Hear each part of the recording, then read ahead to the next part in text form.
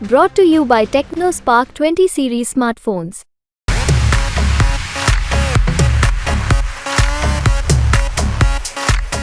आज हम आपको बताएंगे कि कैसे अखिलेश यादव राहुल गांधी को उस मंदिर ले गए जहां सीधा संबंध मुलायम सिंह यादव से है, और कहने वाले ये भी कहते हैं कि यहां से यादव वोट बैंक इन्फ्लुएंस होता है। साथ ही साथ ये भी बताएंगे कि आखिर राजा भैया ने भारतीय जनता पार्टी के सरकार आने को लेकर क्या प्रेडिक्शन किया है, और ये भी कि आखिर उन्होंने अखिलेश यादव से अपनी तलखी कैसे दूर कर ली है। नमस्कार, मैं हूं रजत सिंह और आप देख रहे हैं आज का युग। पहले बात कर लेते हैं जरा कुछ तस्वीरों की। इन तस्वीरों को देखिए जिसमें राहुल गांधी और अखिलेश यादव एक साथ नजर आ रहे हैं। अमेठी की तस्वीर है, विधानसभा का नाम है गौरीगंज। अखिलेश यादव हाथ पकड़कर एक तरीके से कह सकते हैं कहिए कि ले जा रहे हैं राहुल गांधी को एक मंदिर में, और ये मंदिर जो है वो नंद बाबा का है। कहा यह जाता है कि यहाँ यादवों का कुंभ लगता है। इलाके के लोग ये कहते हैं कि कभी यहाँ पर भगवान श्री कृष्ण आए थे और एक दिन रुके थे और यहीं पर अब वो मंदिर हो गया है। लेकिन पुजारी ये बता रहे हैं कि यहाँ नेता भी खूब आते हैं और जो नेता आते हैं वो जीत कर जाते हैं। हमको यहाँ कम से कम 35-36 साल हो गया है। हम काफी कई देखे हैं। जिसके लिए यहाँ पे जनसभाएं हुई है तो क्या रहा, उसका विजय हुआ, क्या हुआ, कैसे हुआ? पूरे तरह से विजय हुआ उनका। अब तक कितनी रैलियां हुई यहाँ पे नेताओं को लेकर के? यहाँ राजीव गांधी भी के थे, कैप्टन सतीश शर्मा और राहुल गांधी, अखिलेश सिंह, शिवपाल सिंह, मुलायम सिंह भी किए हैं।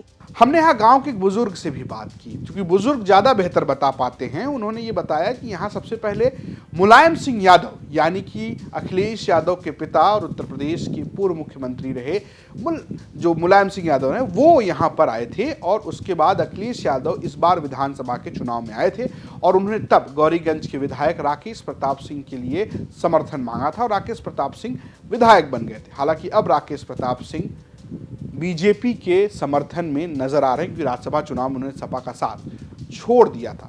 कि वो आए थे मुलायम सिंह, अखिलेश के पिताजी यहाँ पर पहली बार, वो उसके बाद में फिर अखिलेश जी आए हैं यहाँ पर एक बार।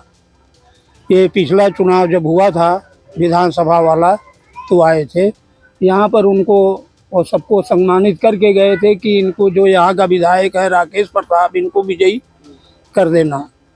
वही वो ठीक है, उसी समय वो लोग यहाँ से विधायक बने हैं।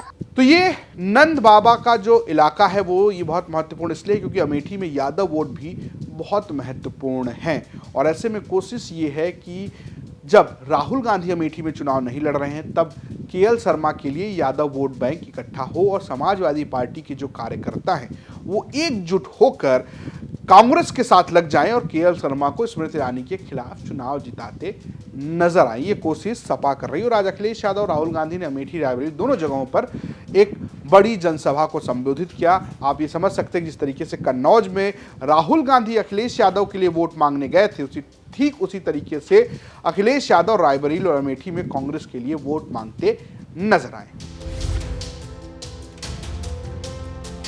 अब आते हैं दिन की दूसरी खबर पर। भारतीय जनता पार्टी को कितनी सीटें आएंगी, ये सवाल इस वक्त आप कहीं भी सुन सकते हैं। कोई चाय पी रहा होगा, कोई खाना खा रहा होगा, कोई दोस्तों के साथ जिक्र कर रहा होगा, संपादकों की मंडली अलग अपने तरीके से इसको समझने की कोशिश कर रही है, सैफोलॉजिस्ट अलग आंकड़े अनुमान दे रहे हैं, सोशल मीडिया पर तो भरमार है, कई लिस्ट वायरल है 214 से लेकर 288 से लेकर 390 सीटों तक का। क्या बीजेपी को 400 सीटें आ रही हैं?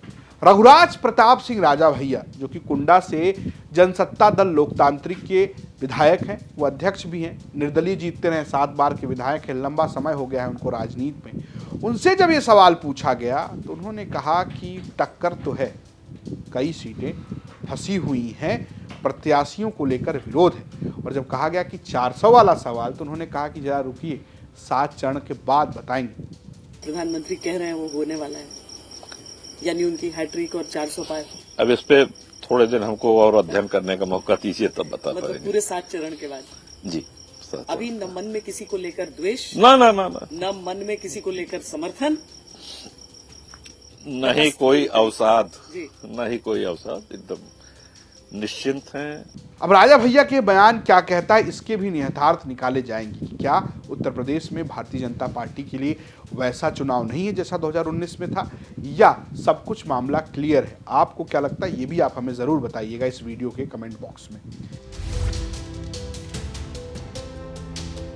अब आते हैं दिन की तीसरी खबर पर, और ये खबर भी राजा भैया से जुड़ी हुई। रघुराज प्रताप सिंह कभी समाजवादी पार्टी में यानी कि मुलायम सिंह सरकार में और अखिलेश यादव की सरकार में मंत्री हुआ करते थे।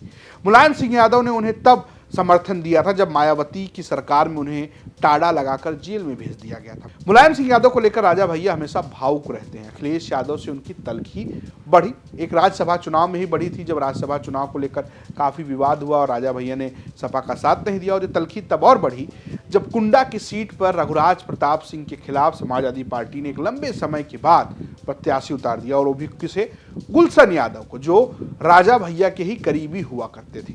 गुलशन यादव ने खूब टक्कर दी, राजा भैया का मार्जिन बहुत घट गया, और माना यह गया कि अखिलेश यादव ने कुंडा में कुंडी लगाने की जो बात कही, दरअसल एक मंच पर अखिलेश यादव ने जनता को संबोधित करते हुए कहा कि कुंडा में कुंडी लगा देंगे इस बार। जब यही बात रघुराज प्रताप सिंह के पास पहुंची तो उन्होंने जवाब में कहा कि कोई माई का लाल नहीं है जो कुंडा में कुंडी लगा दे।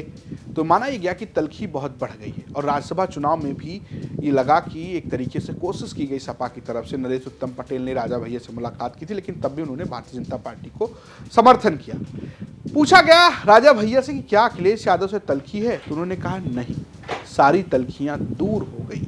लेकिन अखिलेश यादव के एक स्टेटमेंट से आपने काफी दिन तक उनसे दूरी बनाए रखी थी, कुंडा को लेकर जो उन्होंने कहा था।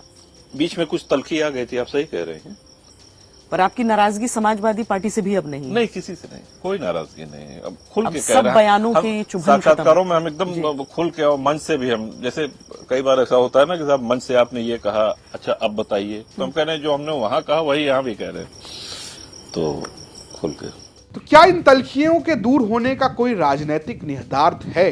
क्या राजनीति में फिर से राजा अखिलेश एक साथ आ सकते हैं, या एक सधा हुआ जवाब है कि हम बीजेपी के साथ भी नहीं हैं, हम अखिलेश यादव के साथ भी नहीं हैं, संबंध हमारे सबसे अच्छे हैं? ये बहुत बड़ा सवाल है। आपको क्या लगता है, हमें कमेंट बॉक्स में जरूर बताइएगा। देखते रहिए यूपी तक। नमस्कार।